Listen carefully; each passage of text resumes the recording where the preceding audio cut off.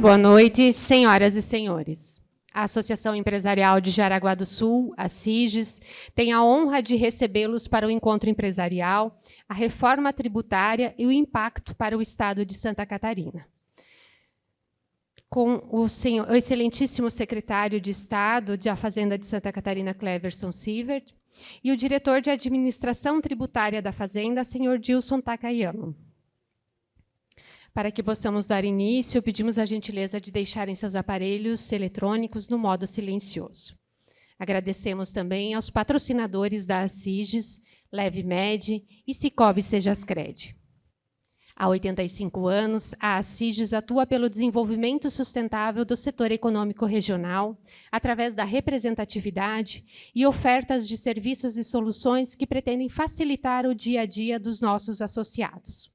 O Encontro Empresarial é um evento que tem como objetivo levar conhecimento, troca de experiências e inspiração aos empresários, colaboradores e para a comunidade de Jaraguá do Sul. Nesta noite, falaremos de um tema de extrema relevância para a comunidade empresarial e agradecemos imensamente a vinda do secretário de Estado da Fazenda, senhor Cleverson, e do diretor, senhor Dilson. Convidamos a senhorita Ana Clara Franzner Chiodini, presidente da Associação Empresarial de Jaraguá do Sul, para suas considerações. Obrigada. Boa noite. Bem-vindos, então, a mais um encontro empresarial, hoje esporadicamente acontecendo de quinta-feira, pela agenda do secretário. Secretário, obrigada pelo pronto atendimento ao nosso chamado, presença aqui com a gente hoje. O senhor Dilson também, e o Júlio, chefe de gabinete, que já é um parceiro de longa data. Agradecer também a presença do deputado, do Antídio Lunelli, que também é de casa e está sempre aqui prestigiando a gente. Tá, o pessoal da prefeitura, eu vi o Douglas, o secretário de administração. Obrigada, Douglas, pela presença. Agradecer o doutor Célio e a doutora Raquel, que também participaram com a gente na construção da agenda. E todos vocês que vieram aqui hoje para a gente debater um tema que está aí bem alta, que é bem relevante e que vai impactar a gente cidadão, a gente empresa, principalmente nessa primeira onda. E a gente tem aí a oportunidade de ouvir, então, do secretário como é que vai ele tá esse entendimento, como é que está esse entendimento dessa divisão que é preocupante entre estados e municípios, que não está muito clara. Então, essa visão de vocês vai ser muito rico para a gente entender um pouco melhor o que está acontecendo e como é que estão os debates. O tema é super importante, a gente reconhece a importância e apoia, que é principalmente a simplificação desse sistema tributário extremamente complexo que a gente vive aqui no Brasil. E para ganhar competitividade, né? Esse é o grande objetivo, a gente olha para a competitividade da empresa, da indústria, dos negócios. Então, a gente reconhece aí a importância desse trabalho e do tema sendo discutido da forma como vem sendo discutido, principalmente focando nessa simplificação.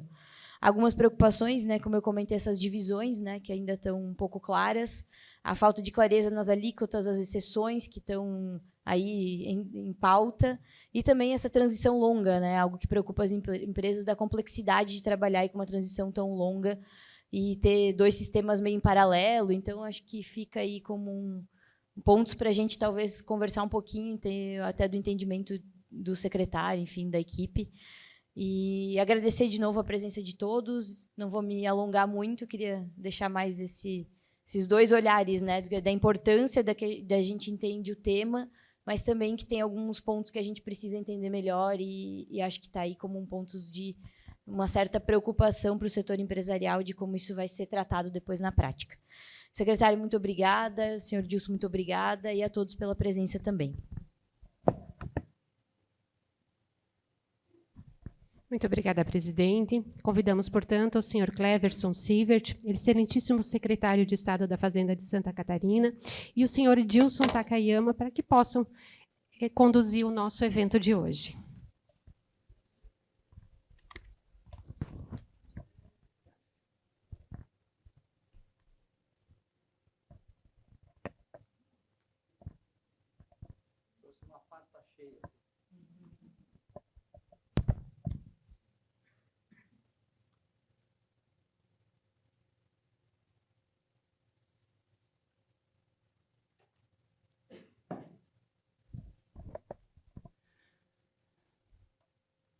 Bom, pessoal, muito boa noite.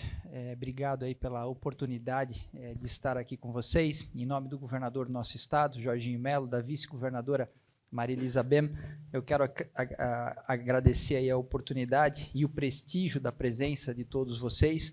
De forma muito especial, quero cumprimentar a presidente da ACIGES, Ana Clara Chiodini, querida líder empresarial, né, nossa anfitriã aqui nesse evento.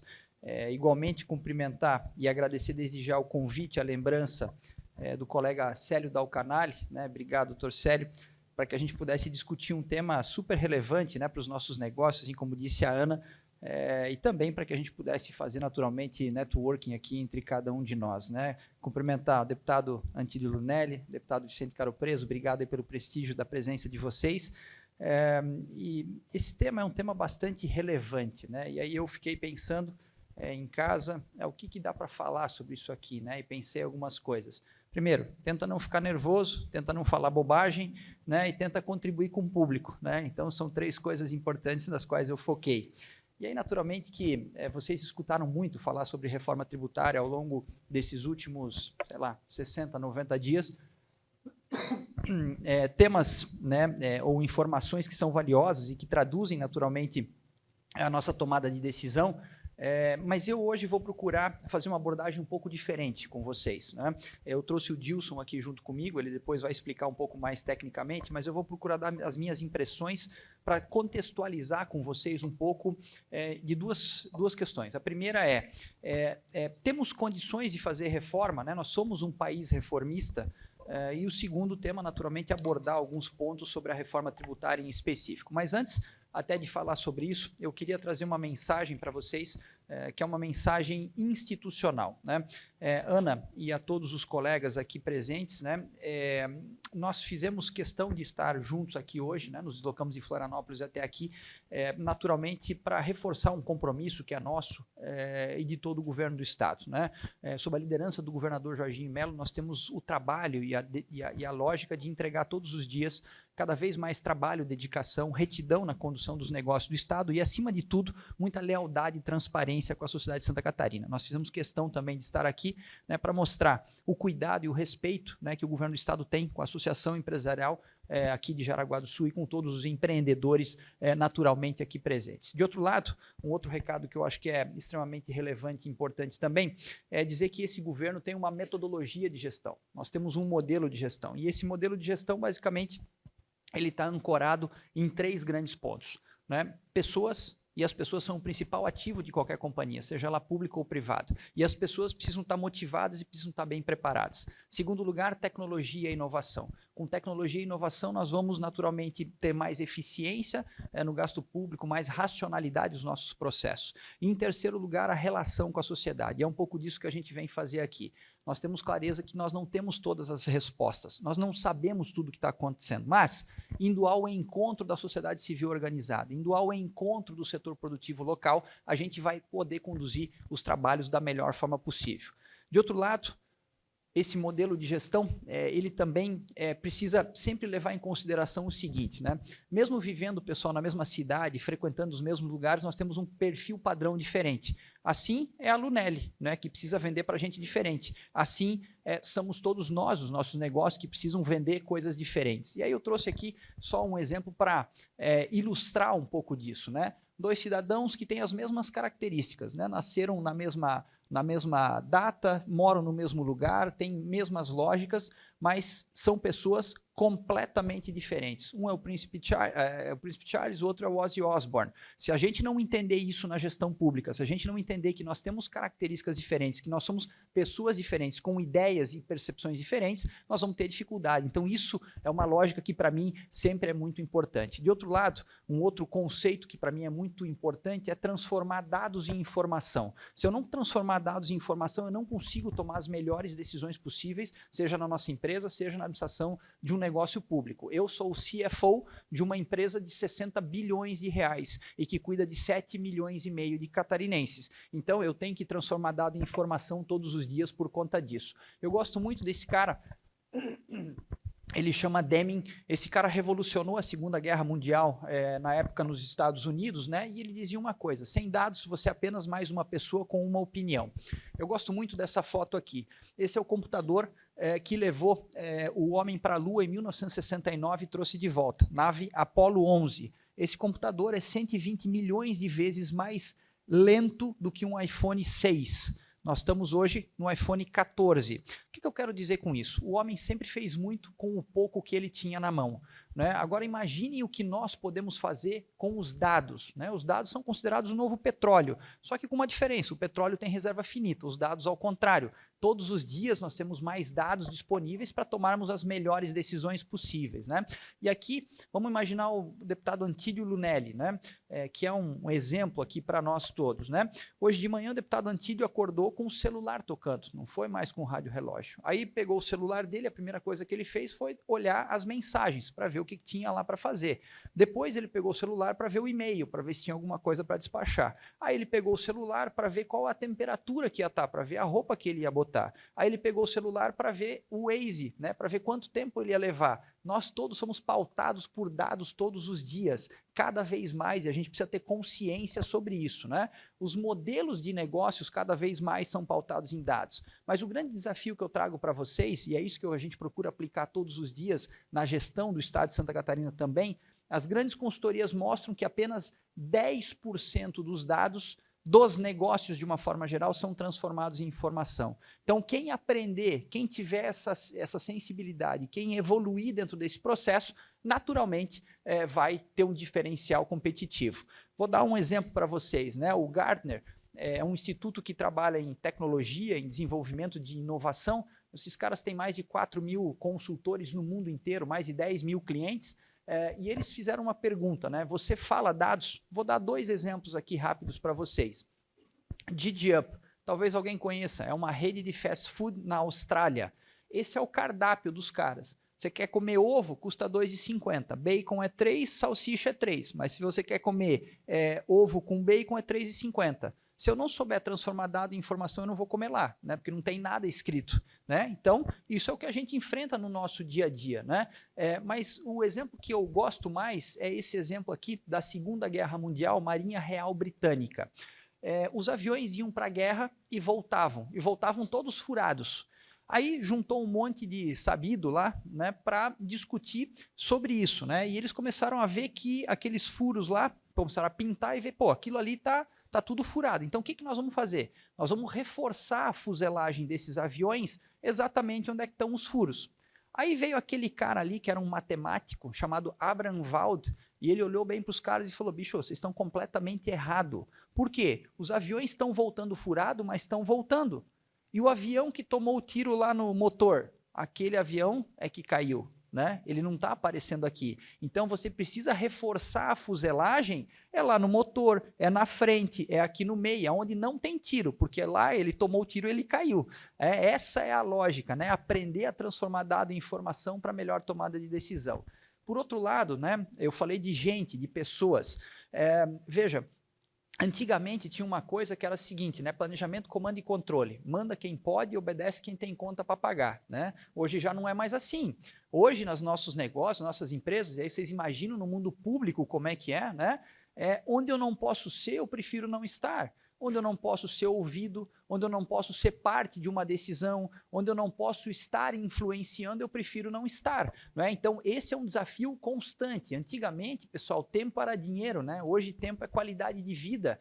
Antigamente, a gente tinha mais dificuldade para poder fazer as coisas, né? Hoje, tudo tem que ter, né, um propósito muito claro, né? Então, essa transformação é algo importantíssimo, porque, claro, vocês conhecem isso, né? O futuro do trabalho dá muito trabalho e a gente precisa evoluir todos os dias. Mas para a gente ir para o nosso tema em específico, né, se eu pudesse dar um conselho para cada um de vocês, profissionais que aqui estão, eu diria 3 coisas. Sejam bons de trabalho. E o que é ser bom de trabalho? Entregue aquilo que estão pedindo para vocês. De preferência, entreguem mais do que estão pedindo para vocês. Sejam bons de cerveja. E não é de tomar cerveja, né? Isso deixa para o final de semana. Quando eu digo bom de cerveja, vocês têm que ter coletividade, trabalho em equipe, né? Trabalho em grupo. E por último, vocês têm que saber jogar xadrez. Cada um de nós, cada cabeça é uma sentença, cada um de nós tem um jeito. Se eu não aprender a trabalhar com o deputado Antídio, se eu não aprender a trabalhar com o deputado Vicente, se eu não aprender a trabalhar com a Ana, eu vou ter dificuldades, né? Porque cada um tem a sua necessidade, a sua experiência. Então, saber mexer, né, esse contexto todo é fundamental para que todos nós possamos ter, naturalmente, resultados bastante positivos, né? Bom, reforma tributária, pessoal. Esse é o tema do que a gente veio tratar aqui. Esse foi só um rápido aquecimento, né, para todos nós. E quando a gente fala de reforma tributária, eu quero dizer o seguinte, né? A tributação, ela tem muito a ver com a lógica fiscal, né? Não sei se vocês concordam ou não, mas eu estudei bastante sobre isso e cheguei a essa conclusão. E o Brasil, naturalmente, né, ele vive em crise fiscal. A atual crise fiscal que a gente vive aqui no Brasil, ela não se justifica só pela pandemia, mas ela foi agravada naturalmente pela pandemia, né? E aí teve um negócio muito legal que aconteceu aqui no Brasil em 2016, que foi uma coisa chamada teto de gastos, né? Teto de gastos. Isso foi uma lei aprovada pelo presidente Michel Temer à época, né? E claramente a partir dali a gente conseguiu buscar um controle muito maior dos nossos gastos discricionários, sob maneira de investimentos. É pouco, não é o suficiente, a gente precisa evoluir, mas eu vou dar alguns dados para vocês aqui sobre isso. Olhando 20 anos para trás, se eu pegar de 2004 até 2011, as receitas do governo federal, elas cresciam ano sobre ano 7,9%. As despesas no mesmo período cresciam 8,1%. Cara, eu gasto mais que eu arrecado, vou ter déficit, né? Não é legal. Daí de 2012 até 2015, as receitas praticamente não cresceram. As despesas cresceram 5,1% ano sobre ano. Ou seja, a gente crescia muito mais despesa, né? Aí veio o teto de gastos em 2016. A partir dali, de 2016 até 2019, as receitas crescem 1,7% e as despesas crescem só 0,6%. Aí vem 20 a 22, mesmo no período da pandemia, as receitas também crescem mais, crescem mais do que as despesas, ou seja, o teto de gastos mudou a curva fiscal do Brasil. Isso é uma coisa muito importante, né? Eu fiz uma pergunta para vocês, né? Nós somos um país reformista, né? Vamos olhar para trás, vamos olhar junto isso, né? Às vezes a gente se esquece das coisas, e eu analisei aqui desde o governo Fernando Henrique Cardoso para cá. Fernando Henrique Cardoso, 1999, regime de metas da inflação com Banco Central independente. 2000, lei de responsabilidade fiscal. Em 95, programas sociais. Depois, ao longo do governo como um todo, ele fez diversas privatizações. 96, fez as agências reguladoras, fez o Simples Nacional. 99, fez o fator previdenciário, fez o mercado atacadista de energia. Foi um governo reformista, né? Boas reformas. Depois o Lula, no primeiro governo dele, PPPs em 2004, a lei das falências em 2005, portabilidade do crédito em 2006 e super simples em 2007. Também foi um governo reformista, né? Com menos intensidade, mas foi. O problema é que nós paramos ali. Nós não fomos mais para frente. Nós voltamos a fazer reformas no Brasil, pessoal, em 2016, com Michel Temer, que, na minha humilde opinião, vai ser considerado o presidente mais reformista da história do país ao longo da sua história. E vou dar alguns exemplos para vocês. Emenda do teto de gastos, nova lei das estatais, lei da terceirização, reforma trabalhista. E eu poderia citar mais algumas aqui que tiveram grande impacto que nós colhemos ao longo, né, dos anos seguintes a partir daqui. Aí vem o Bolsonaro, né, e faz a reforma da Previdência, né, que talvez não foi a reforma que a gente queria, mas fez. E fez uma outra coisa que foi super legal, que foi, né, os marcos regulatórios enfim, que permitiram leilões e concessões. Gás, petróleo, mineração, 5G, portos, aeroportos e tal. E aí eu sempre gosto de dar um exemplo que eu acho bem interessante, que é o seguinte, né? Atual governador de São Paulo, Tarcísio, né, ex-ministro da Infraestrutura, baseado nessas mudanças, eu diria micro-reformas, né, nos marcos legais, ele deixou contratado para o Brasil, para os próximos 10 anos, 830 bilhões de reais. Cleverson, o que significa isso? 80 bilhões por ano, mais ou menos. O maior orçamento do governo federal do ano passado era o orçamento do Ministério de Infraestrutura. Alguém tem ideia de quanto era? 8 bilhões de reais. Ele deixou 10 vezes mais para os próximos 10 anos. Portanto, reformas que naturalmente vão trazer consequências super importantes, super relevantes para todos nós. De outro lado, eu também fiz um estudo que eu queria dividir com vocês, né? Eu olhei estatisticamente os últimos 100 anos da economia brasileira sobre 3 aspectos: crescimento de PIB, carga tributária e investimento público.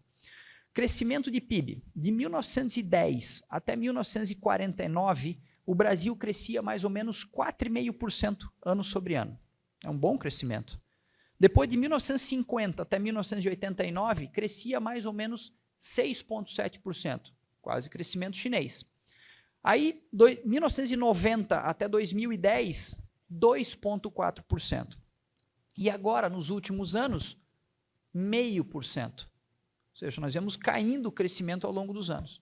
Aí você pega a carga tributária na década de 60, era 22% do PIB. Carga tributária hoje é 35% do PIB. O investimento público na década de 60 era 4,5% do PIB. O investimento público hoje é 2,5% do PIB. Ou seja, nós tínhamos menos carga tributária e com essa menor carga tributária a gente crescia mais e a gente tinha mais investimento público. Hoje nós temos mais carga tributária, a gente cresce menos e tem menos investimento público. Tem alguma coisa errada, né? Tem alguma coisa errada nesse processo, não faz sentido, né? Não tem lógica. De novo, transformando dado em informação, né? É bastante simples. Então, é óbvio que a gente precisa de uma reforma tributária, é óbvio que a gente precisa de muita coisa, né? Então, isso é só para dizer, né, do que a gente tem. Bom, a arrecadação aqui no Brasil, basicamente, 28% da arrecadação vem de salário, folha de salários. 5% vem de propriedade, 45% de bens e serviços. E é dessa reforma que nós estamos falando, né? Reforma dos bens e serviços. E 22% vem da renda, né? Que é uma reforma que eu acho que vai vir ainda a sequência. É óbvio que, quando eu comparo a carga tributária do Brasil com a OCDE, por exemplo, até é parecida. Só que aqui a gente arrecada muito mais, né, sobre bens e serviços e muito menos sobre renda. E essa é a grande diferença que a gente vê no processo, né? Então, olhando para todo esse contexto, né, eu poderia dizer para vocês o seguinte: nós somos um país reformista? Sim, nós somos um país reformista. Qual é o grande ponto que eu divido com vocês? É que as reformas, quando combinadas, quando discutidas com todos vocês que são empreendedores e que vão ser afetados, ela é positiva. Agora, quando não está combinado e é feito goela abaixo, vai dar ruim. Citei para vocês aqui reformas que eu acho que foram positivas: os marcos regulatórios e as concessões, o teto de gastos, e vou citar mais uma que eu acho que foi muito bacana, que foram as reformas ou as micro-reformas que foram feitas ao longo dos últimos anos no setor financeiro. Debenture, todo mundo sabe, né? O que é uma debenture aqui, né? Então, emissão de debenture há 30 anos atrás aqui no Brasil. 2 anos com o IGPM mais 25% a 30% ao ano. Debentures há 15 anos atrás aqui no Brasil. 5 a 10 anos, 12% a 14% de juro ao ano. Debentures atualmente aqui no Brasil. 40 anos, 5 a 6% de juros. Claramente nós evoluímos, né? Então, são reformas que deram certo. Agora, eu posso citar 2 reformas que não deram certo. 11 de setembro de 2013, a Dilma Rousseff anunciou, e eu era presidente da Celesc, então eu conheço bem do setor elétrico, redução de conta de energia para todo mundo. Nós comemoramos, eu acho que talvez 30 dias, né? No 31º dia a gente já sabia que não ia dar certo. Estão pagando a conta até hoje. Uma coisa que saiu da cabeça dela, ou da cabeça de alguns poucos, que não foi combinado com ninguém, que todo mundo poderia ter opinado e poderia ter dado certo, não funcionou. Julho do ano passado, o presidente Bolsonaro tomou uma decisão de diminuir o imposto de 25% para 17% de 4 setores, né? O ICMS, gasolina, combustíveis, telecom, energia elétrica e transportes. É óbvio que é uma coisa positiva no curto prazo, mas está aí os estados até hoje tudo arrombados, não tem dinheiro para fazer nada, criamos confusão e vai voltar a conta. Só vai voltar para alguém e vocês vão pagar essa conta e vão pagar ainda mais, né? Por quê? Porque não foi combinado com ninguém. Talvez se tivesse combinado, tinha baixado de 25 para 22, depois no outro ano baixa para mais 20, e a gente vai se adequando e vai fazendo e vai construindo caminhos, né? Então, a nossa crítica primeira à reforma tributária é, tem que fazer, ok? Faz 30 anos, mas a forma como foi feito, sem combinar, é um problema para todos nós, né? De outro lado, pessoal, olhando assim, né, a reforma tributária feita, é óbvio que um sistema tributário, né, ele tem algumas características que são necessárias, né? Que características são essas? Tem que ser eficiente, tem que ser simples, tem que ser transparente, tem que ter equidade, ou seja, paga mais quem pode mais, paga menos quem pode menos. Vocês acham que o nosso sistema tributário tem alguma coisa disso? Não, né? Não tem nada disso, né? Nosso sistema tributário só é bom de arrecadação, né? Ele é bom de arrecadação. Bom, nosso sistema tributário, ele basicamente é indireto, né? Ele é um sistema de muitas exceções e por isso ele é muito complexo. Mas tem uma coisa que para mim é mais delicada ainda. Essa complexidade toda traz muita litigiosidade, muita insegurança jurídica, né? Isso não estimula os nossos empreendedores a seguir à frente, seguir adiante. Bom, dado esse contexto como um todo, né, fica claro que nós precisamos de uma reforma tributária. E aí eu posso dizer para vocês que o Estado de Santa Catarina, né, eu, o Dilson e o Ramon, que é um outro fiscal que a gente tem, que é o nosso nomeado, digamos assim, para participar, nós estivemos juntos nesse processo de discussão da reforma, através do GT 47, do CONFAS, do CONCEFAS, estivemos presentes nessas discussões e conseguimos alguns avanços. Alguns poucos avanços, é verdade, mas conseguimos. A manutenção dos benefícios fiscais até 2032, né? A receita dos estados e municípios, elas ficam igual mais à inflação por um período, né? Ou seja, ninguém vai perder receita. A carga tributária máxima deve ser mantida, né? Então, algumas coisas mais. Mas a gente nunca achou que isso ia ser suficiente, a gente sempre quis mais. E aí, quando a gente olha a reforma colocada, né, os princípios nela, basilares, parecem ser positivos, né? Você fala lá de uma base ampla, da tributação no destino, da não cumulatividade, né?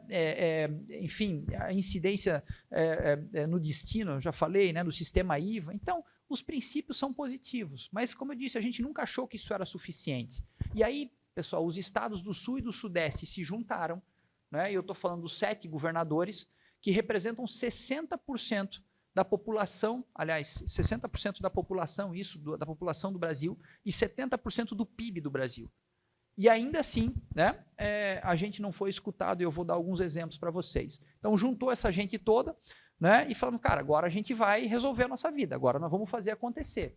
Uma semana antes da discussão da reforma tributária, da votação, nós nos juntamos em Brasília, os 7 governadores, e naquele dia estava junto também o governador do Mato Grosso do Sul, que fazia parte do CODESUL, 250 parlamentares. A Câmara Federal tem quantos parlamentares? 513. Metade da Câmara Federal, numa mesma sala, e aí nós falamos, cara, agora ficamos grande, né? Agora o Sul e o Sudeste vão dizer o que vai acontecer. Uma semana depois, não aprovaram nada do que a gente queria. Nós fizemos 5 ou 6 pedidos, não deram nem bola. Aprovaram, foi embora e tal, e é isso. E ficou desse jeito, e a gente tem problemas a serem resolvidos, né? E que problemas são esses que a gente tem? Depois o Dilson talvez detalhe um pouco melhor para vocês, mas eu quero dar aqui alguns pontos que eu acho que são importantes. Primeiro, fundo de compensação dos benefícios fiscais, né?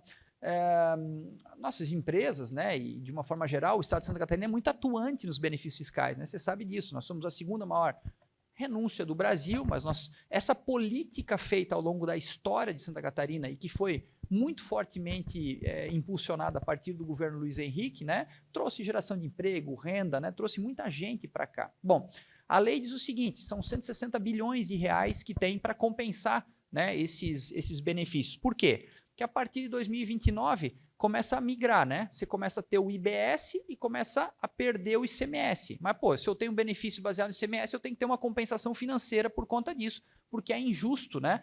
Não ter. E a lei diz que vai até 2032. Bom, legal. 160 bi, é muito ou é pouco? Qual é a conta? Ah, não, mas se faltar a união completa. Tá bom, a união completa. Aí eu vou dizer para vocês o que aconteceu em julho do ano passado, como eu falei, baixou de 25% para 17% o ICMS. Ao mesmo tempo que baixou, a União falou, não, mas se os estados tiverem problema, a gente paga para vocês. Resumo da história, todos os estados apresentaram a conta, a União falou, não, mas isso aqui não está dentro do que a gente imaginava, o nosso critério é outro. Nenhum estado ganhou nada, né? Ficamos negociando agora no começo do ano, 45 bi era a nossa conta de todos os estados, a União deu 22, parcelado em 3 anos, sem correção. Quer, não quer, todo mundo foi lá e pegou. Agora vocês imaginam, com os estados a União fez isso, imagina o que ela vai fazer com as empresas. 160 bi, né? Não sei, é muito, é pouco, vai dar, não vai dar, porque a União também coloca o seguinte, não, tem que ter critério. Os benefícios têm que ter tempo definido, têm que ser onerosos. Será que os nossos benefícios se encaixam nessa descrição? Ou os do Paraná, ou os do Rio Grande do Sul? Fica até esquisito. A União ela tem que dar, mas o dinheiro sai dela. Será que ela vai querer dar? Né? Então, é um ponto e ficou para a lei complementar. Ninguém tem garantia de nada. Né? É justo isso? Não nos parece justo.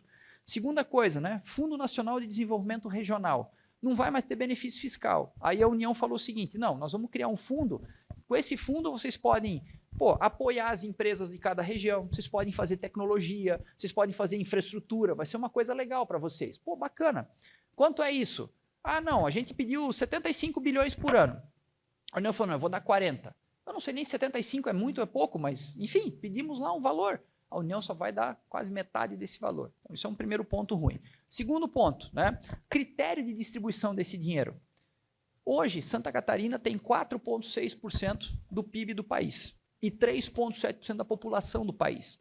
E o nosso FPE, né, que é o critério de repartição dos recursos, mais ou menos 1,1%, 1,2%. 1,1, 1,2. Nós temos 4,6% do PIB, mas só recebemos 1,1, 1,2. Por quê? Nós somos considerados um estado rico. Né?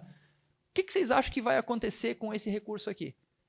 É a mesma coisa. Vai tudo para o Norte e Nordeste, não vem nada para nós. A gente pediu critérios que pudessem levar em consideração a nossa necessidade. Critérios econômicos, critérios, enfim, não deram nem bola. Né? Então, é um outro problema. Quer dizer, não adianta tu criar um fundo, que a gente não sabe nem se é muito, se é pouco, mas com critérios que não façam sentido para a nossa região. Terceira coisa, né? O Conselho Federativo. Vai ser criado um Conselho Federativo, estados e municípios, depois o Dilson mostra para vocês em mais detalhes, né? 27 estados, 27 municípios, para gerir todo esse processo. A arrecadação vai para um bolo único, vai lá para esse conselho, e esse conselho tem que dizer as regras e como é que distribui isso, como é que funciona, tudo mais e tal. E aí, como era a forma de votação? Né? Quórum específico, ou seja, quem tem mais vota mais, quem tem menos vota menos. Né? Essa era a ideia. E aí, junto os 16 estados do Nordeste, contra nós aqui, o que acontece? Se ferramos de novo, né? E a gente estava brigando para que tivesse pelo menos um estado de cada região tivesse que opinar. Essa era a nossa vontade, porque aí o Sul se defenderia, o Sudeste se defenderia. E aí se criaram lá, no último minuto, uma forma de contemplar, principalmente o Sudeste, porque disseram o seguinte, além de quórum simples, você tem que ter 60% da população representada. Só que aí junta Minas Gerais, São Paulo e Rio de Janeiro, passa os 60%. Quer dizer, nós, de novo, o Sul, que tem 15% da população, a gente não existe. Né? A gente é bom para arrecadar, a gente é bom para mandar dinheiro, mas né, para fazer as coisas acontecer não funciona. Então aqui eu dei 3 exemplos né, que não fazem sentido. Depois o Dilson complementa para mim, mas que não fazem sentido. Então, o que nós estamos fazendo agora? Né? Obviamente, fomos lá falar com o Haddad. Né? Fomos lá, eu, governador, fomos lá falar com o Haddad. Rapaz, atendeu a gente que é uma maravilha. Né? O Luiz Henrique dizia para mim sempre, olha, Cláudio, tu atende que é uma maravilha, nota 10. Não resolve nada, nota 0, média 5 não passa. Né? Então, não adianta. Né? Enfim, né? Haddad, atendeu que é uma maravilha, amigo do Jorginho, tudo mais e tal.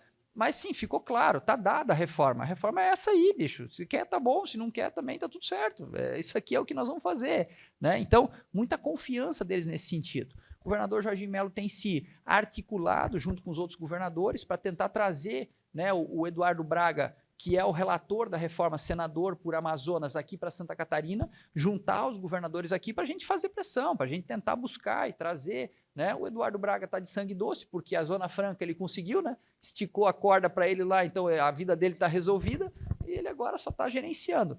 Vamos bater pé, vamos fazer pressão, vamos continuar. Agora, a chance de a gente resolver alguma coisa ainda, eu não consigo dizer para vocês se efetivamente a gente consegue ou não consegue fazer, mas estamos firmes. Dia 29, agora, na próxima terça-feira, tem uma reunião com todos os governadores lá, né? Enfim, estaremos juntos de novo para criar esse processo. Para terminar aqui a minha parte, depois eu volto no final só para mais um detalhe, poder passar para o Dilson, eu ainda quero fazer uma última colocação. Né?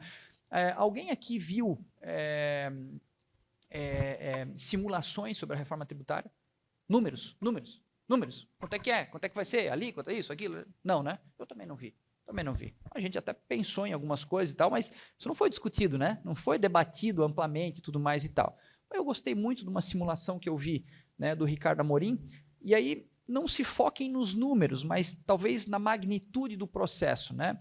E ele falou uma coisa que eu achei interessante, né? Nas contas que ele, na consultoria dele fez, né? E no assessoramento que ele está fazendo para alguns clientes, né? Ele disse o seguinte, olha, reforma tributária, né, tem um claro vencedor desse processo, que é a indústria, né? A indústria está deixando de pagar 500 bilhões de reais de imposto com essa reforma tributária. Isso é 1/6 do PIB do país. Se é isso, se não é isso, não sei exatamente a magnitude. Faz algum sentido? Faz, né? Porque tem muita desoneração que vai vir. E que legal, a indústria merece, precisa ser competitiva, precisa funcionar, tá tudo certo, tudo legal. Mas um princípio básico que eu disse para vocês é, né, ninguém perde receita. Ninguém perde receita. Se a indústria vai pagar menos 500 bilhões de reais, né, e de novo, pode ser 500, 200, pouco importa o número, mas se alguém vai pagar menos e ninguém perde receita, o que vai acontecer? Alguém vai pagar mais, né? E aí na conta dele são 20 bilhões para o agronegócio e 480 bilhões para comércio e serviço.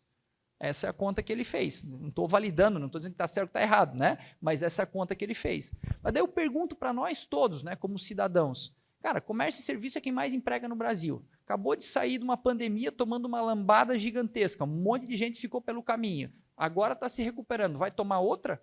Vai aguentar? Né? Também não adianta a gente estar bem na indústria produzindo se não tem para quem vender, né? Não vai ter para quem comprar. Então, assim, são lógicas que eu só coloco como desafio para a gente pensar. Eu não estou dizendo que está certo, nem que está errado, nem que é isso, nem que não é. Mas, assim, essas discussões elas são fundamentais. Quem decide sozinho decide errado.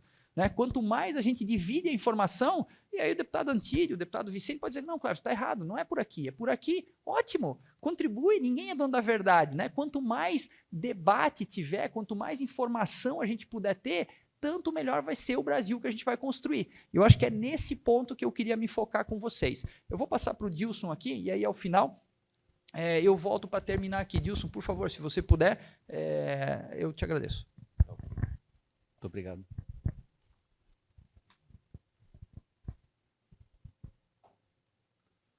Bom, boa noite, pessoal.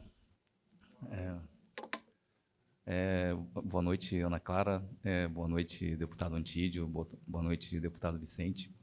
Primeiramente, eu gostaria de agradecer a oportunidade de eu até conhecer Jaraguá do Sul, porque eu não conhecia a cidade, eu só conhecia, assim, passando por aqui, mas nunca tive a oportunidade de pisar aqui. E depois, agradecer a oportunidade de estar falando um pouco da visão da Secretaria da Fazenda sobre esse tema tão importante para o Brasil nesse momento, que é a reforma tributária. Esse tema da reforma tributária já vem sendo debatido há mais de 20 anos, vamos dizer assim, sendo que ele se tornou mais, vamos dizer assim, se tornou mais evidente a partir de 2018, 2019, por aí. Esse tema da reforma ele é muito importante para o Brasil, e essa reforma ela está dividida em 3 grandes fases. Nós temos uma primeira fase, que é a fase que nós estamos hoje, que é a tributação sobre o consumo. Nós vamos ter uma segunda fase, que vai ser a tributação sobre a renda e a folha de pagamento. E uma terceira fase, que vai ser a tributação sobre o patrimônio. Sobre essa fase da tributação sobre o consumo, que é a fase que a gente está agora, nós vamos substituir o atual modelo, que é um modelo que se mostra demasiadamente oneroso, complexo e com alta litigiosidade, por um modelo de IVA de padrão internacional, adotado aí em 174 países pelo mundo. Só que é bem verdade que esse IVA, ele adotado pelo mundo, ele é um IVA único para cada país. E aqui no Brasil vai ser adotado um modelo de IVA dual, como aquele que foi adotado na Índia. E nesse modelo de IVA dual, nós vamos ter um IVA federal, que vai ser a contribuição sobre bens e serviços, que vai ser a CBS, que vai substituir o PIS e a COFINS. Paralelamente a isso, nós vamos ter um IVA subnacional, que vai ter uma competência compartilhada entre estados e municípios, que vai ser o Imposto sobre Bens e Serviços, o IBS, que vai substituir ICMS e ISS. Paralelamente a isso, nós vamos ter um imposto seletivo, que vai substituir o IPI, de caráter eminentemente extrafiscal, destinado a desestimular o consumo de certas mercadorias, como é o caso do cigarro e das bebidas alcoólicas.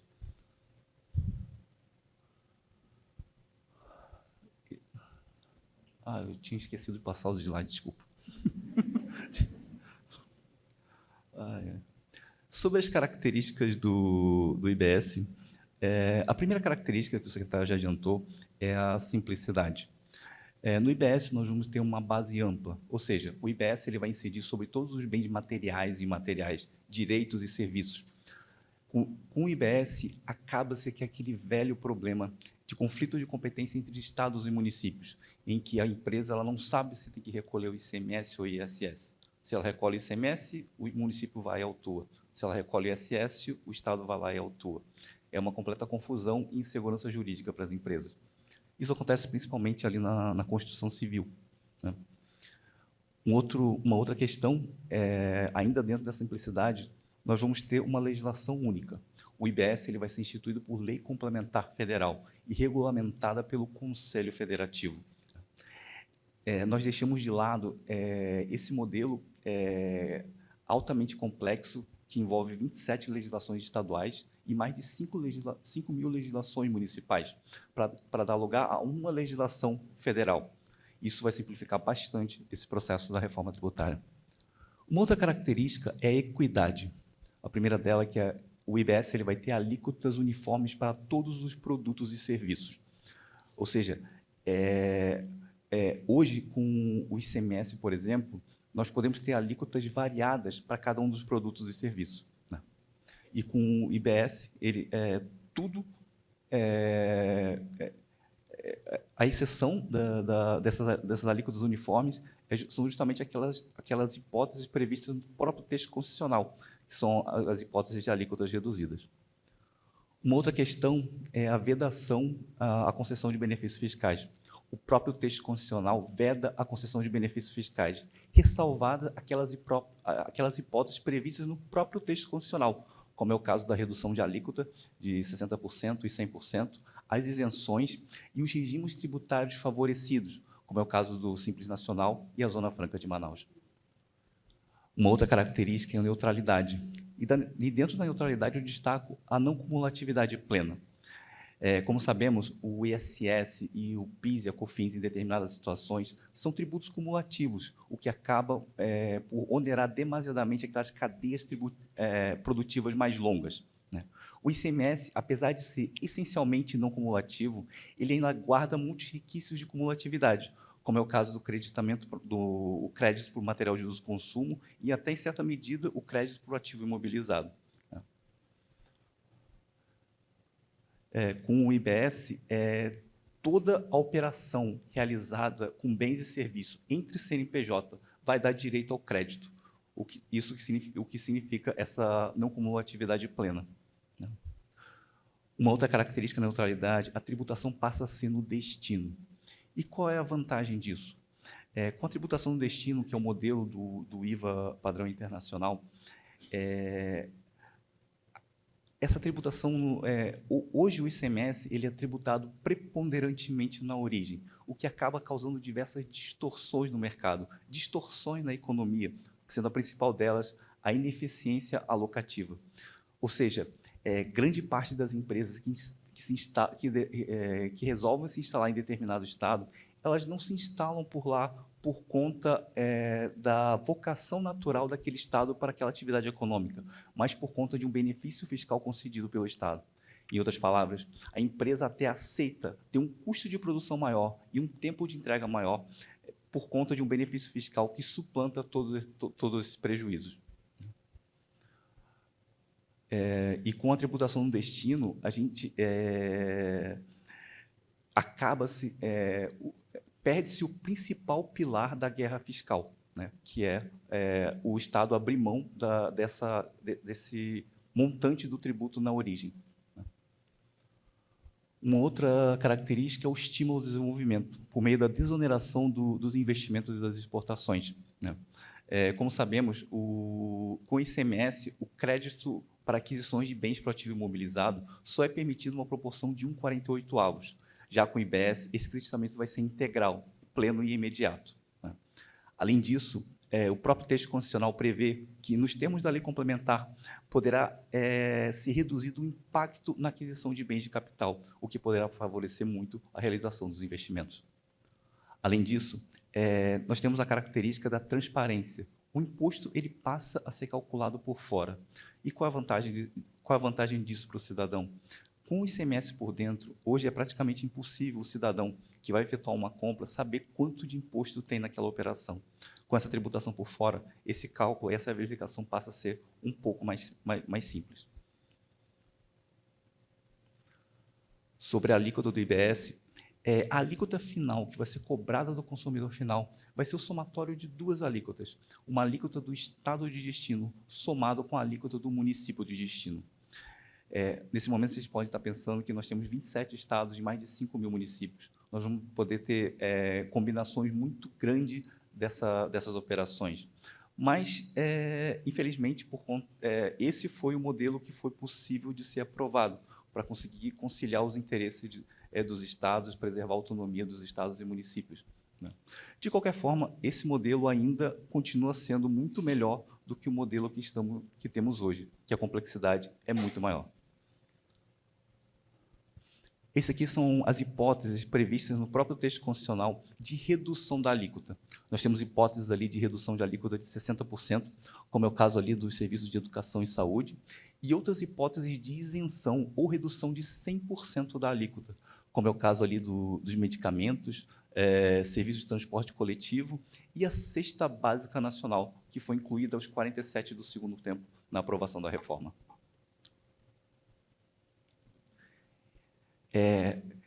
No texto constitucional aprovado, foram mantidos os dois sistemas tributários favorecidos, que são a Zona Franca de Manaus e o Simples Nacional, né? Além disso, está previsto 8 sistemas tributários específicos. A ideia desses sistemas tributários específicos não é que as empresas recolham menos imposto, mas elas recolham imposto de forma diferenciada, por conta das peculiaridades da sua atividade que não se compatibilizam com o sistema de débito e crédito, como é o caso ali da operação com bens imóveis, por exemplo, e serviços financeiros. Além disso, nós vamos ter um sistema de cashback. Qual a ideia desse sistema de cashback? É que a população de mais baixa renda, ao fazer a aquisição de um bem ou serviço, ela tenha esse imposto devolvido. Esse sistema de cashback acabou sendo bastante esvaziado por conta da inclusão do benefício da isenção da cesta básica. Afinal, grande parte da população, grande parte do consumo da população de mais baixa renda se dá principalmente nesses bens consumidos na cesta básica, né? Arroz, feijão, etc. Aqui eu estou falando da transição. Na reforma tributária, nós temos duas formas de transição. Uma transição tributária, aquela que é sentida pelo contribuinte, e uma outra transição, a transição federativa, que é aquela percebida pelos estados. Na transição para o contribuinte, no período de 2024 a 2028, vai ser feita a mensuração da arrecadação, com o ICMS e ISS de cada um dos estados. Qual é a ideia dessa mensuração? É garantir que, com o IBS, a arrecadação seja mantida nesses mesmos níveis da arrecadação de 2024 a 2028, corrigido pela inflação. No ano de 2026, será iniciada a cobrança do CBS e do IBS. O CBS numa alíquota de 0,9% e o IBS numa alíquota de 0,1%. Qual a ideia da cobrança desse 1% de alíquota? É uma alíquota de teste. Qual a ideia dessa alíquota de teste? É fazer com que os estados e a União conheçam qual é a base tributável do IBS, né? Por meio dessa alíquota, dessa cobrança dessa alíquota de 1%, vamos dizer assim, né? Conhecendo qual é a base tributável e sabendo qual é a arrecadação que eu preciso manter, eu tenho condições de definir qual vai ser a alíquota de referência. A alíquota é aquela que vai garantir a arrecadação do IBS do período de 2024 a 2028, corrigido pela inflação. No período de 2029 a 2032, começa o período de transição do ICMS para o IBS, né? Nesse período, o ICMS ele vai sendo reduzido 10% ao ano até chegar no ano de 2032, que ele vai ficar representando 60% do valor do ICMS. O ICMS vai ser 60% do seu valor, né? E, quando chegar em 2033, nós temos um salto. O ICMS ele reduz de 60% para zero e o IBS ele passa a ser cobrado na sua integralidade. E, falando agora da transição federativa, aquela transição que será percebida pelos estados, nós temos ali duas fases. A primeira fase ela é do período de 2029 a 2034, em que 90% da arrecadação com o IBS ela vai ser retida. Ela vai ser retida pelo Conselho Federativo e distribuído para cada um dos estados conforme a arrecadação média daquele período de 2024 a 2028. A partir de 2034, entre 2034 e 2078, essa parcela retida da arrecadação, essa retenção, ela vai sendo reduzida gradativamente numa proporção de 1,45 avos por ano, até chegar em 2079, com o IBS finalmente sendo tributado 100% no destino.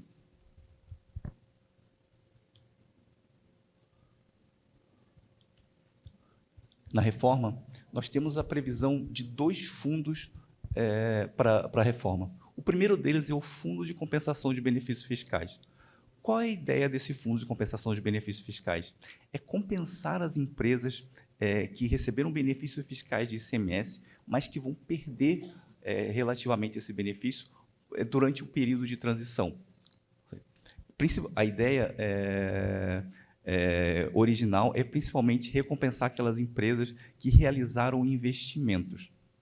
Essa é a ideia original. Esse fundo de compensação de benefícios fiscais está previsto um montante de 160 bilhões de reais. E a ideia de distribuição dos recursos desse fundo é que sejam recompensadas aquelas empresas que receberam benefícios fiscais considerados onerosos, ou seja, benefícios fiscais com prazo certo sob condição. Sob condição, leia realização de investimentos. Essa é a ideia da proposta no texto original. O segundo fundo é o Fundo de Desenvolvimento Regional. A ideia desse Fundo de Desenvolvimento Regional é substituir o modelo de atração de investimentos por meio da concessão de benefícios fiscais. Ou seja, o FNDR passa a ser o principal instrumento que detém o Estado para conseguir atrair empresas.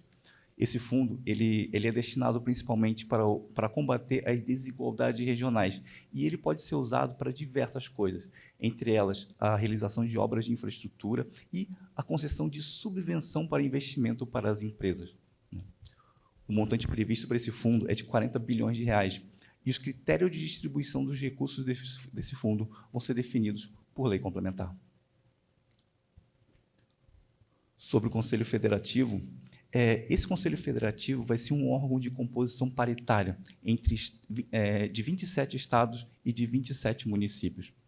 Esse Conselho Federativo ele vai exercer diversas atividades importantes, como vai cuidar da questão do contencioso administrativo, ele vai fazer a regulamentação do IBS, vai dirimir controvérsias e harmonizar o entendimento sobre a aplicação do IBS, e, o principal de tudo, ele vai arrecadar o IBS, reter e distribuir o IBS conforme os critérios definidos em lei complementar. E a forma de deliberação, que é o principal ponto polêmico, talvez, da reforma, é que, no texto original, a proposta estava no sentido de que essa deliberação se daria por maioria simples. O grande problema da maioria simples, o secretário Cleves já adiantou, é que os estados do Norte e Nordeste juntam somam 16 estados de 27, ou seja, eles passariam a decidir todas as questões que envolvem o IBS, né? Só que, por conta do movimento feito pelos estados do Sul e do Sudeste, foi aprovada, o texto que foi aprovado na Câmara foi no sentido de que o quórum deliberativo vai ser por maioria absoluta do grupo dos estados e maioria absoluta do grupo dos municípios. E vai ter uma instância de veto.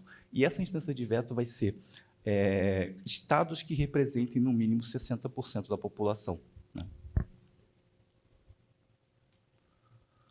Aqui, rapidamente, sobre outros impostos, o IPVA, ele passa a ter a sua base de cálculo ampliada, ele passa a tributar embarcações e aeronaves, né? E pode ser progressivo em razão do impacto ambiental. O ITCMD, ele passa a ser obrigatoriamente progressivo e também o Estado é competente para cobrar o ITCMD no caso da transmissão causa-mortes e de bens móveis, passa a ser o último domicílio do decújo. Ou seja, no caso da herança de dinheiro, por exemplo, passa a ser o último domicílio do falecido, o Estado responsável para a cobrança, né?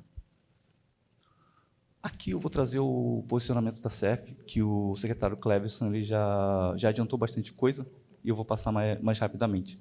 A ideia daqui qual é? Naquele texto anterior ao texto apresentado para votação, nós encaminhamos uma série de pleitos ao Congresso, à Câmara dos Deputados, e eu vou apresentar aqui o que foi atendido e o que não foi atendido, tá? O primeiro deles é em relação ao Fundo de Compensação de Benefícios Fiscais. O secretário Cleverson já adiantou a questão do risco de insuficiência desse valor, né? Apesar da Constituição prever que a União vai complementar no caso desse recurso ser insuficiente, ele já adiantou a questão da insegurança em relação a isso, por conta da experiência que nós já tivemos com a Lei Complementar 194, né? E o outro problema é que o texto constitucional disse que esses recursos vão ser distribuídos, vão compensar apenas aqueles benefícios fiscais considerados onerosos, ou seja, aqueles com prazo certo e sob condição, nos termos da lei complementar. Quem vai fazer essa avaliação vai ser a União, que é justamente aquela que vai pagar. Ou seja, a gente tem um certo conflito conflito de interesse, no caso. Então, para evitar essa insegurança jurídica, a proposta inicial de Santa Catarina era que o IBS ele iniciasse somente a partir de 2033. Ou seja, se ele iniciasse em 2033, sem o período de transição, não haveria necessidade desse fundo, e a gente não teria esses riscos todos. Mas como essa proposta tinha muito pouca chance de ser acatada, uma proposta subsidiária foi no sentido de que os critérios de distribuição desse recurso, do fundo, eles fossem definidos no próprio texto constitucional e fosse um critério objetivo. Nós sugerimos, na época, que fossem recompensados aqueles benefícios que foram convalidados nos termos da Lei Complementar 160, que seria um critério objetivo e não caberia interpretação. Mas esse pleito ele não foi atendido. Um outro pleito é em relação ao Conselho Federativo. No texto inicial, ele delegava à lei complementar a definição do quórum deliberativo desse Conselho Federativo. O pleito de Santa Catarina foi no sentido de que o quórum deliberativo ele tivesse uma instância de veto, que seria a representatividade regional. Ou seja, ele deveria ter pelo menos a aprovação de pelo menos 1/3 dos estados de cada uma das regiões. Assim, nós conseguiríamos ter alguma representatividade nesse Conselho Deliberativo. O texto aprovado, ele teve algum avanço, foi incluído esse critério de estados que representem no mínimo 60% da população, mas ele não atendeu ao pleito de Santa Catarina, que é esse critério da representatividade. Um outro ponto é em relação ao Fundo de Desenvolvimento Regional. Foi questionada a questão do valor. Aquele valor de 40 bilhões, segundo estudos realizados pelo Concefaz, ele era muito pouco, e foi sugerido no mínimo 75 bilhões. Esse pleito ele também não foi atendido. Uma outra questão é o critério de repartição, que esse critério de repartição ele fosse definido no próprio texto constitucional e levasse em questão outras questões, como questões econômicas e questões populacionais, por exemplo, o que poderia favorecer Santa Catarina. Só que esse pleito também ele não foi atendido. Um outro problema que nós identificamos é o risco de ocupação da base do IBS. Como o CBS ele vai ser instituído antes do IBS, nós tínhamos um risco de ocupação da base do IBS. Imagine que a sociedade ela tem um limite, uma tolerância para uma carga tributária. Se a União largasse na frente e já instituísse uma alíquota, sei lá, de 25%, qual é a margem, a margem que o Estado teria para instituir a alíquota que está prevista, vamos dizer assim, segundo o estudo, de 25%? Essa margem seria, a chance de a gente conseguir instituir essa alíquota seria muito pequena. Por conta disso, foi sugerido que o IBS e o CBS ele fossem instituídos ao mesmo tempo. Em tese, esse pleito ele foi parcialmente atendido, porque o CBS e o IBS vão ser instituídos lá em 2026. O CBS com alíquota de 0,9% e o IBS com alíquota de 0,1%. No entanto, esse risco de ocupação da base ainda permanece. Será preciso que o Senado Federal aprove mudanças no sentido de que você crie algumas amarras para a União para ela não aumentar essa alíquota do CBS de forma a invadir a base tributável do IBS. Por fim, o último ponto é a transição federativa. A transição federativa prevista no texto constitucional é de 50 anos. Senhoras e senhores, 50 anos é muito tempo. Em setembro, agora, eu vou fazer 42 anos. E na tradição japonesa, 42 anos é uma data muito comemorada porque ela representa a metade da sua vida. Se essa tradição se confirmar, eu não vou ver essa transição federal acabar, sabe? Pois é. E qual o problema dessa transição federativa muito longa? É todo o esforço arrecadatório que Santa Catarina efetuar para aumentar a arrecadação, essa arrecadação não vai vir para Santa Catarina. Ela vai para um bolo e vai ser distribuído para todo mundo, como todo bom e velho modelo comunista, né? E só para vocês terem uma noção do problema que isso pode causar, o Santa Catarina, no ranking nacional, ele tem o 6º PIB nacional, né? Mas, se a gente considerar a arrecadação com empresas do Simples Nacional, que são regidos por uma legislação federal, Santa Catarina ocupa a 2ª posição do Brasil, perdendo apenas para o estado de São Paulo, que é 6 vezes o nosso tamanho. A gente fica à frente de estados como Minas Gerais e Rio, que tem o dobro do nosso PIB. Ou seja, esse ganho de arrecadação que nós temos, ele vai ser perdido por esse prazo de 50 anos. Então, a nossa proposta foi de reduzir esses 50 anos para, no máximo, 20 anos. Só que esse pleito também ele não foi atendido. Agora eu passo a passar a palavra para o Cleves para fazer o encerramento. Obrigado, Dilson. Turma, eu preciso de mais 5 minutos de vocês só para a gente terminar e abrir aqui para perguntas e respostas, né? Não desanimem. Esse é meu recado para vocês. Eu vou tentar animar vocês agora para a gente tentar fechar aqui em alto astral, né? Aí alguém pode perguntar para a gente, e aí, isso vai trazer crise ou oportunidade, né? Para nós, né? O que vai ser, né? Eu acho que tudo depende do nosso ângulo de visão. Mas o que é uma crise, né? Tese, o empreendedor tende ou teme, né, perder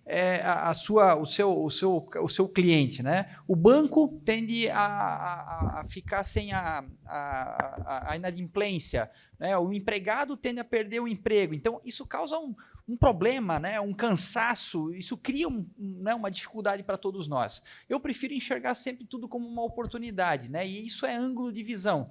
Olha esse cara aqui, né? Esse cara aqui, se ele cair, ele vai se esborrachar todo lá embaixo, tá certo? Mas não, pessoal, esse cara aqui só está sentado, só está deitado no paralelepípedo ali na calçada, olhando por um outro ângulo. Então, é ângulo de vista. Eu prefiro que a gente enxergue desse jeito e nós juntos vamos dar um jeito de fazer as coisas funcionarem. Porque quem tem propósito faz as coisas de propósito. Eu quero terminar contando 2 rápidas histórias para vocês, né, do propósito do porquê que eu vim parar aqui na Secretaria da Fazenda de novo. Né? Talvez alguém já tenha escutado eu falar, e aí fecha as orelhas, mas quem não escutou, presta atenção aqui. Né? E as 2 histórias dizem o seguinte: 3 caras estavam construindo uma igreja, né? E aí chegou um 4º cara lá e perguntou para o primeiro deles, né, que era o Paulo. Paulo, o que tu está fazendo aqui? Aí o cara olhou para ele e falou, estou construindo um muro. Bacana. Aí foi lá, perguntou para o segundo cara, que era o Dilson. Dilson, o que tu está fazendo aqui? E aí o cara falou para ele, eu estou construindo uma igreja. Bacana. Aí perguntou para o terceiro cara, que era a Márcia. Márcia, o que tu está fazendo aqui? E aí a Márcia falou, eu estou construindo a casa de Deus. 3 pessoas fazendo a mesma coisa com propósitos diferentes. Segunda história, 1963, o ex-presidente dos Estados Unidos foi visitar a NASA. Naquela época, o presidente dos Estados Unidos era o John Kennedy, né? John Kennedy, além de ser, naturalmente, o presidente dos Estados Unidos, ele era um popstar, né? Ele era um ícone mundial. E esse cara chegou na NASA, foi lá fazer uma visita, era a primeira vez, e começou a andar no meio dos corredores, né? Começou a andar no meio dos corredores, cheio de repórter atrás e tal, e chegou perto de uma pessoa que estava limpando o chão. Aquela pessoa estava limpando o chão lá na NASA, né? Esfregando ali. E ele chegou atrás daquele cara e bateu no ombro daquele cara. E aquele cara olhou, né, os olhos bugalhados, né, e viu, caramba, era o presidente dos Estados Unidos, né, falando com ele. E aquele cara perguntou para o presidente dos Estados Unidos, aliás, o presidente dos Estados Unidos perguntou para aquele cara, né, amigo, o que você está fazendo aqui? O que você faz aqui, né? E aquele cara olhou, né, no alto da sua simplicidade para o presidente dos Estados Unidos e falou, presidente, eu estou aqui ajudando o homem a ir para a Lua. Ele podia ter dito qualquer coisa.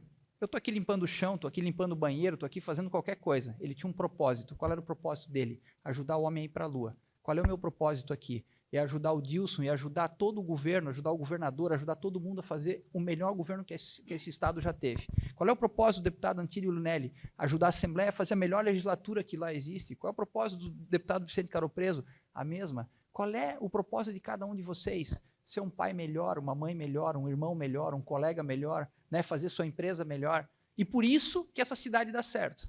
E por isso que a nossa região dá certo. E por isso que o nosso Estado dá certo. Eu queria terminar em alto e bom som, dizendo, vamos ter propósito, isso aqui vai dar certo, nós vamos fazer dar certo, aos trancos e barrancos, mas vamos fazer dar certo. Obrigado pela atenção, vamos ficar à disposição de vocês, tá bom? Valeu!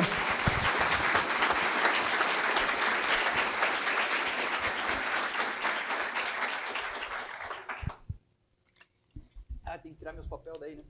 Pode deixar, não tem problema. Muito obrigada, senhor Cleverson. Obrigada, senhor Dilson. Agora nós vamos abrir um momento para perguntas e aí a nossa presidente fará a condução. Obrigada. Obrigada, secretário. Obrigada, Dilson. Acho que foi bem esclarecedor em alguns pontos. É importante essa visão de vocês e que estão muito envolvidos com o tema dentro lá para a gente entender melhor e até trazer alguns alertas, né, para prestar atenção. Aqui está o QR Code para mandar as perguntas na tela, então pode tirar foto aqui e mandar pergunta, que a gente já tem algumas aqui. A gente estava conversando no início da fala, um pouquinho antes da fala, né, secretário, sobre os incentivos estaduais aqui de Santa Catarina. Queres dar uma visão para a gente, enquanto a gente vai recebendo as perguntas, por favor? Obrigada. Legal, pessoal. Muita gente fala sobre benefícios fiscais, né? O que é, né? E por que ele funciona? O benefício fiscal, basicamente, ele tem 4 grandes funções, né? A primeira delas é a atração de investimentos, a segunda é a melhoria de competitividade, a terceira posso entender como incentivo a setor econômico estratégico e a quarta pode ser mesmo uma redução de preço para alguns tipos de produtos de alta necessidade. É óbvio que quando eu dou um benefício fiscal, eu reduzo a carga tributária, eu arrecado menos. Mas eu incentivo toda uma cadeia envolvida, né, gerando emprego, renda, né, e melhorando as condições de competitividade de quem naturalmente recebe aquele benefício, né? Por que se fala tanto em benefício? Porque o ICMS ele acabou sendo ou tendo um peso super importante na formação de preço dos produtos, né? E aí, naturalmente, o Dilson já falou disso agora há pouco, né, os estados, de uma forma geral, começaram a competir, né, por empreendedores, por empresários, para que lá pudessem se instalar. E com isso dando cada vez mais benefícios, né? Na LDO, né, na Lei de Diretriz Orçamentária do ano passado, Santa Catarina foi o segundo estado com mais benefícios, né? Quase 50%, 47%. O estado que tem mais benefícios é o Amazonas. Mas tanto o governador Jorginho Melo, né, a vice-governadora Marilise, quanto eu, nós não acreditamos que isso seja uma renúncia de receita. Né? Nós acreditamos que isso seja, né, um fator de competitividade. E isso fez com que Santa Catarina seja o que é hoje. Né? Os empreendedores têm condição de competir melhor e por isso empregam mais e por isso, né, evoluem em todos os seus processos. Então essa é a nossa linha de raciocínio, esse é o nosso ponto principal. Né? Entendendo aí o contexto, basicamente nós temos 75% dos nossos benefícios fiscais em crédito presumido, 15% em redução de base de cálculo, 8% em isenção e o resto são outros benefícios. Né? É isso que a gente tem para administrar hoje. Agora, é importante que a gente tenha em mente que o controle externo, e aí eu digo Ministério Público e Tribunal de Contas, né, tem feito sempre um trabalho de diligência bastante grande sobre esse processo. Né? Então, isso não é só em Santa Catarina, é nacional, né? E nós, naturalmente, precisamos sempre buscar esse entendimento. Então, hoje, a Secretaria da Fazenda tem um grupo de trabalho montado para que a gente possa avaliar os benefícios existentes. Né? Nós nos colocamos uma meta de redução de 5%, daquilo que é anômalo, daquilo que já cumpriu o seu papel, né, daquilo que não precisa mais ter. E é claro que em qualquer processo, seja, né, na contratação, né, de uma estrada, seja qualquer coisa, sempre tem espaço para a gente ajustar alguma coisa. Né? Então é com essa perspectiva que a gente tem trabalhado, mas naturalmente nenhuma decisão vai ser tomada sem a conversa. Né? Nós estaremos avaliando cada um dos setores e chamando os setores para conversar e provavelmente isso vai ser feito junto com a Fiesc, junto com a Facisc, que representam aí a maioria dos setores. Né? Mas só para a gente ter uma noção, né? Na minha primeira passagem na Secretaria da Fazenda, em 2005, mais ou menos, né, nós tomamos uma decisão de criar, né, ou copiar um benefício fiscal, que à época era do Espírito Santo, né, que falava sobre as importações. Né? E vocês sabem o que causou as importações do comércio internacional em Santa Catarina, né? Só olhar para Balneário Camboriú, né? Virou a Dubai brasileira, né? Os nossos portos, os aeroportos, quer dizer, isso ajudou a fomentar muitos negócios aqui. Para minha surpresa, quando eu voltei para a Secretaria da Fazenda, esse negócio de importação, Ana, ele hoje tem mais ou menos 2.500 empresas e representa 30% do faturamento do estado de Santa Catarina. Quer dizer, é um negócio que não existia há 17, 18 anos atrás, né? E que hoje, né, é super representativo. Como é que vão ficar esses caras aqui na reforma tributária? Vamos jogar eles fora? Né? Será que os benefícios que eles têm, né, que representam 44% de toda a renúncia do Estado, vão ser contemplados aqui? Né? Quer dizer, como é que vai ser isso? Então, são dúvidas que a gente tem, mas que naturalmente serão trabalhadas. Né? Muito se fala também do setor têxtil, né? Olha, o setor têxtil que é extremamente relevante aqui na região como um todo. 150 mil empregos diretos, fora tudo que está envolvido indiretamente nesse contexto. Como é que nós vamos trabalhar esse assunto? É óbvio que nós temos que cuidar disso. Né? Se fala muito da agroindústria, que quase não recolhe. 180 mil funcionários diretos, fora todo o agregado que existe em redor disso. Como é que nós vamos mexer num negócio desse? Né? Então, tem que ter muito cuidado, muita parcimônia, muito entendimento. É óbvio que isso é fator de competitividade, é nesse sentido que a gente procura pensar. Legal, muito obrigada, secretário.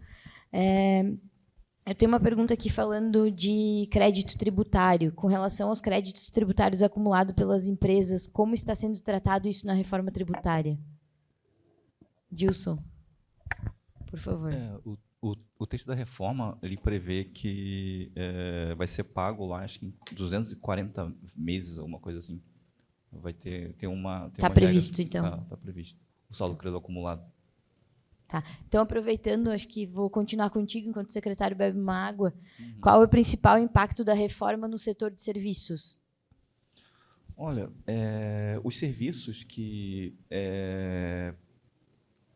fazem parte de uma cadeia longa, vamos dizer assim, eles não vão ser tão impactados. Aqueles serviços assim que prestam assim, para a empresa, que estão no meio da cadeia. Assim.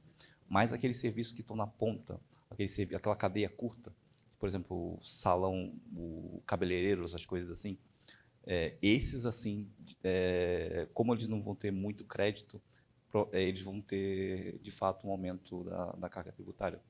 Esse vai ser um dos setores mais afetados ali com a reforma. Obrigada, Dilson. As micro e pequenas empresas têm uma preocupação que o Simples Nacional deixará de ser interessante. Qual a opinião do secretário em relação a esse risco, do Dilson também? Se vocês puderem trazer essa visão do Simples Nacional? A reforma, ela prevê a manutenção do Simples Nacional e no texto aprovado prevê a possibilidade das empresas fazerem um recolhimento separado do IBS. Elas permanecerem no Simples Nacional e fazerem o recolhimento do IBS, caso isso seja interessante para elas, né? É uma possibilidade. Eu vejo que não vai trazer grandes prejuízos para a empresa do Simples. Agora, óbvio que tudo isso que a gente está falando aqui, pessoal, são percepções, né? No dia a dia, quando isso entrar de verdade em funcionamento, muita coisa vai acontecer. Outra coisa importante, né? São 10 anos até acontecer, né? 2032. Então, até lá, também muitas coisas podem acontecer. Nós temos todas as leis complementares, que são mais 2 anos para trabalhar. Então, nós temos a chance ainda, né, de achar interlocutores, de criar os nossos espaços, né, para que a gente possa fazer funcionar. Agora, vocês viram o Dilson aqui mostrar, né? Tem vários setores com isenção total e tem vários setores com 60%. Vocês acham que se a reforma fosse boa, o cara estava procurando uma exceção? Tudo que é exceção é porque o geral é que não é bom, né? Então, assim, nós temos que ter ciência disso, né? Acho que tem espaço. O Senado Nacional é uma casa, né, digamos assim, mais alta da Câmara, né? É a casa mais alta da Câmara. E o que a gente espera deles, né, é mais parcimônia, mais entendimento, que façam as simulações, que criem as discussões, né, que permitam que a gente possa ter, né, uma leitura um pouco melhor e, quem sabe, buscar os ajustes necessários, né? Não vamos desistir, por favor. Obrigada. Durante o período de transição, espera-se que as empresas realizem apurações e entreguem obrigações acessórias em duplicidade, abrangendo os impostos atuais e os novos criados? Como é que fica essa entrega na transição? Esse acho que é um dos pontos de maior preocupação geral. Mas acho que, infelizmente, vai ter que ser assim. O período de transição vai ser bem complicado. Além da complexidade que tem hoje, vai aumentar a complexidade com o IBS. Isso aí acho que não tem muito como fugir. Mas, de novo, pessoal, isso é a percepção hoje. Não está nem aprovado no Senado, as leis complementares não aconteceram, né? Ainda dá tempo de todos nós nos mobilizarmos e acharmos um caminho, né? O que a gente precisa é discutir, o que a gente precisa é se organizar. Como é que vocês acham que aqueles setores lá conseguiram as exceções? Que alguém achou que, não, eu vou botar lá? Não, né? Os caras se mobilizaram, os caras foram lá para o Congresso, bateram lata, chutaram canela, se mobilizaram. Então, se nós queremos mudar alguma coisa, nós precisamos igualmente nos mobilizar. Nós estamos tentando fazer a nossa parte, mas sozinho está difícil. Agora, de repente, se todos nós nessa sala aqui nos juntarmos, né, eu estou exagerando assim, mas nós como um todo, né, criarmos um sentimento positivo nesse sentido, talvez a gente consiga achar caminhos para isso, né? Mas o que eu vejo, muito, assim, tem muita pergunta que nós temos dúvida, nós não sabemos responder, né? A gente não sabe, não foi nem aprovado o troço, então, são percepções, são ideias, são encaminhamentos. Se você for perguntar para mim, eu faço parte do Concefaz, né? Rapaz, todo dia é uma confusão naqueles secretários de Fazenda. Cada um pensa uma coisa, cada um acha uma coisa, cada um diz uma coisa, né? Ninguém tem certeza ainda do que está acontecendo, do que vai acontecer. São todas percepções que vão se formando e que vão levar a gente, né, a um encaminhamento, né? Acho que um ponto que o secretário trouxe agora que é importante é a gente, até como associativismo, se organizar. Então, junto à FACISC, à Fiesc, fazer essa representatividade, que juntos a gente vai ter mais força em alguns pleitos do que se a gente puxar isso de forma isolada, né? Então, o debate hoje aqui na CIGES traz também luz para esse tema, para a gente se juntar com todo o nosso ecossistema associativista, mas começando por aqui. Antídio. Cleverson, nosso grande secretário, Dilson, vocês me corrijam, eu acho que até já comentei isso contigo, né? Mas eu, como um colono burro, né? Amassador de pantano, eu pergunto, será que não era muito mais fácil, gente, nós termos aí uma tributação? Vamos lá falar, hipoteticamente, doutor Vicente, 3%. 3%. Um para o Estado, um para o município e um para a União. E onde que todos pagassem. Cada emissão, cada movimentação que você fizesse, por exemplo, as empresas que terceirizam serviço, como é o nosso caso aí, o Edson Junks, tá? Que temos as facções, paga 3%. Nós, na hora de emitirmos nossa nota fiscal para o nosso cliente, paga 3%. O nosso cliente, na hora que vende para o consumidor, paga 3%. Né? Entende? Não, mas a simplificação eu estou falando. Tá? Entendes? A fórmula. Tá? Você vai lá tomar um cafezinho lá, R$2 lá, paga o 3%. Nós vamos lá cortar o cabelo Franz lá no Ney, lá, 30 pila, paga o 3%. Entende? Será que não seria tudo muito mais simples e prático? E mais uma questão ainda. Aí você tem lá, hoje, para a saúde, são 15%, se não me engano, educação 25%, segurança, nem lembro mais qual é o percentual, mas, enfim, já especifica, tá? E o recolhimento, inclusive, na hora do faturamento, nada de prazo e etc. e tal. Tá? Emitiu a nota fiscal, tá? Automaticamente vai. E automaticamente distribui já para as prefeituras. O que é da saúde vai para a saúde, o que é da educação vai para a educação, o que é para a segurança vai para a segurança, o que é para a infraestrutura vai para a infraestrutura. E o prefeito, que é responsável pelos seus secretários, certo? Se acontecer aí no meio qualquer sacanagem, lá vai o secretário para o camburão e o prefeito é corresponsável. Será que isso realmente não seria uma fórmula de simplificar? Eu estou falando aqui hipoteticamente de 3%. Poderia ser 0,5%. Ou poderia ser 5%. Entende? Será que é tão difícil assim de nós encontrarmos esse número? Isso eu entendo como uma simplificação, né? E faz lá, depois vem os outros impostos sobre o lucro, sobre as operações, né? O tal do ITCMD, que em Santa Catarina é 8%.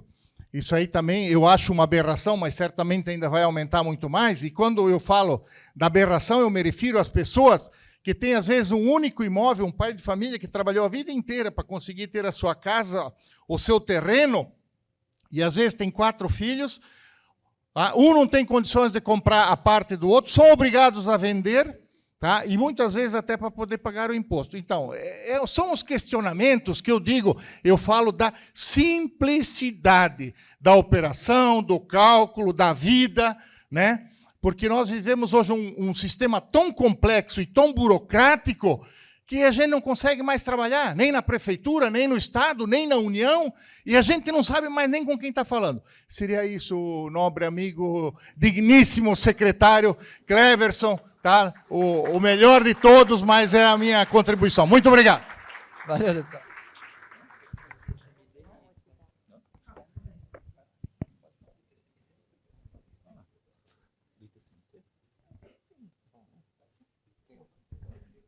O Dilson ficou com medo aqui de falar, o deputado, depois dessa aula aqui, tá louco?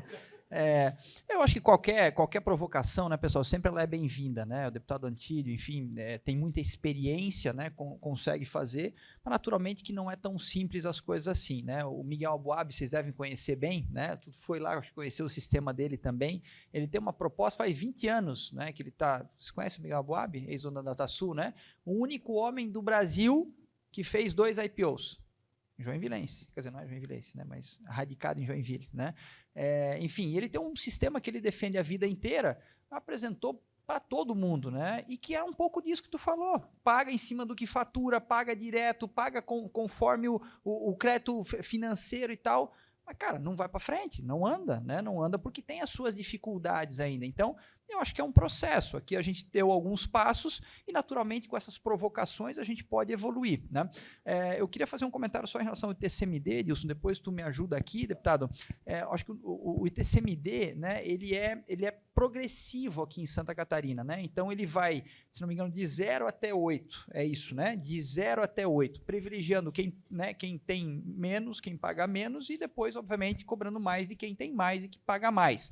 Essa é a regra da própria reforma tributária, né? Tem estados que têm um ITCMD único, né? Com valor único.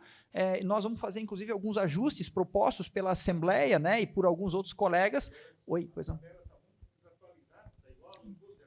Essa é a ideia, né? Nós vamos fazer alguns ajustes, a gente já sugeriu isso ao governador, ele já aprovou e a gente deve, depois do refis, que vai ser dia 5 de setembro, né? Nós vamos fazer um outro comunicado para falar algumas novas regras de ICMS, ajustes para baixo e algumas regras do ITCMD também, tá? Então, só para vocês saberem, enfim, isso está sendo estudado aqui. Tudo aquilo que vocês colocam, pessoal, óbvio, a gente não tem resposta imediata, mas tudo aquilo que vocês colocam a gente estuda e a gente procura trazer resposta. Nem tudo é possível, mas grande parte é possível. De novo, com muito jeito, com muita atenção, dá para a gente construir. Esse tem sido um dos nossos caminhos. Vou dar um exemplo bobo aqui para vocês, né?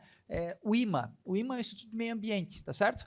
Então, eu sou bastante metido e o governador me permitiu fazer isso, então eu procuro ir dentro das secretarias, falar, buscar, eu escuto o deputado Antídio falar, eu escuto o deputado Vicente falar e pego aquilo, eu já vou lá, pergunto e trago e tal. Vou dar esse exemplo para vocês e tantos outros que a gente já fez, né?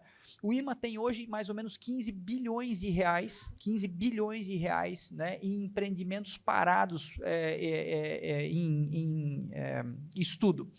270 dias a média de licenciamento, 270 dias, né? Aí chamamos o pessoal, conversamos, a menina do IMA lá, a presidente do IMA, ela é super legal, chama Sheila, ela vai muito bem. Falei, Sheila, o que tu precisa para que a gente dê uma dinamizada nisso aqui? Aí fizemos um estudo com ela, ela disse o seguinte, olha, eu fiz um concurso público, se você me chamar mais... O IMA hoje tem 300 funcionários e mais 200 terceiros, 500 funcionários, tá bom. Se você me chamar mais 40 funcionários efetivos, que eu já acabei de fazer o concurso, e se você me der mais 90 ACTs por um ano, né, eu consigo baixar de 270 para 60 dias. Opa, legal. E o que significam esses 15 bilhões na economia? 60 mil empregos e R$1 bilhão em imposto novo. Isso é a estimativa dela. Que seja metade, que seja 25%. Eu vou gastar 25 milhões para contratar essa gente por ano, né? E por um período só. Não faz sentido?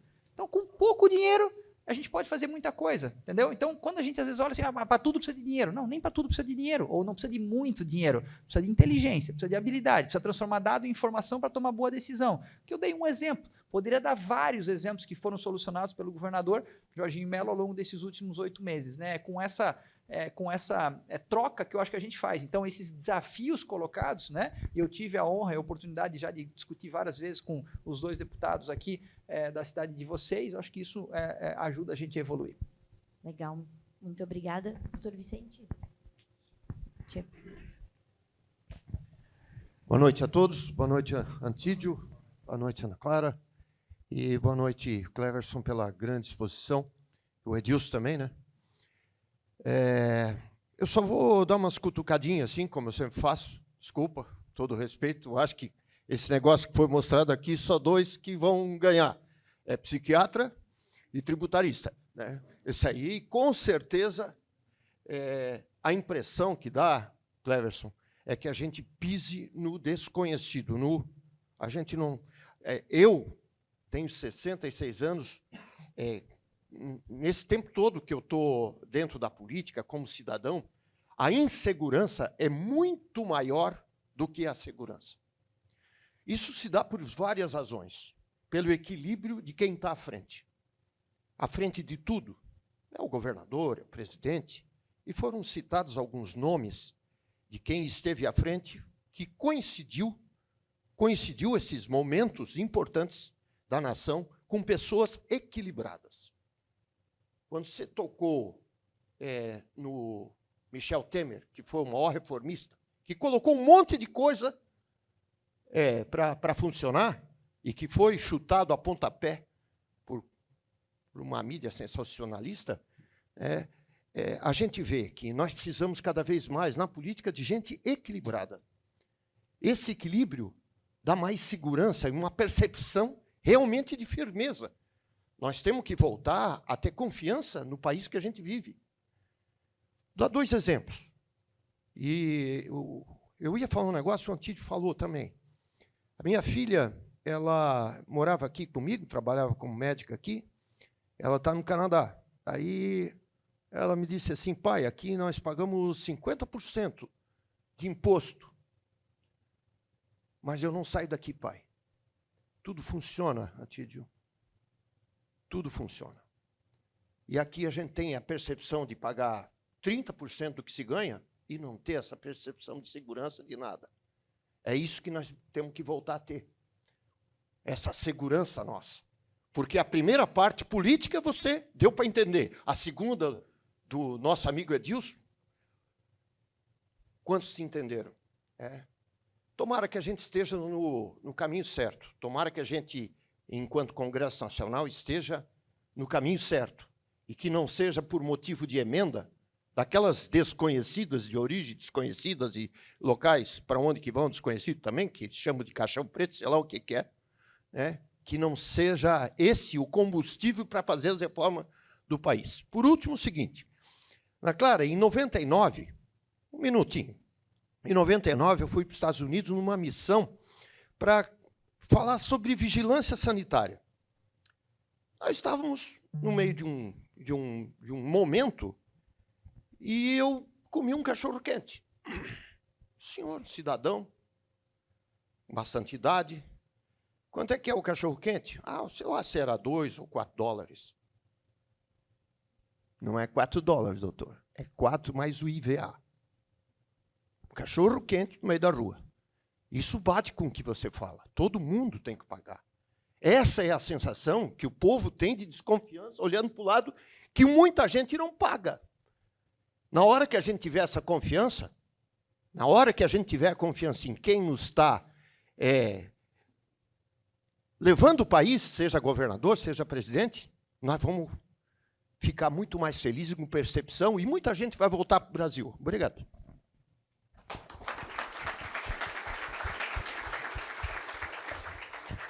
Obrigada, doutor Vicente. Cleverson, de novo, muito obrigado pela tua participação, obrigada pela visita aqui em Jaraguá do Sul. Tu que não conhecia, então, volte mais vezes, a casa está sempre aberta aqui para recebê-los. Por favor, suas considerações finais. Tá bom.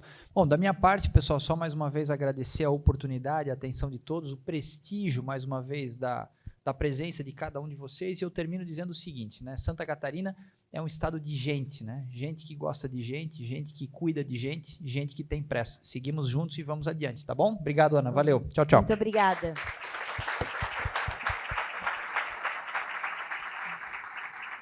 Obrigada a todos pela participação e esperamos vocês nos nossos próximos encontros empresariais. Boa noite.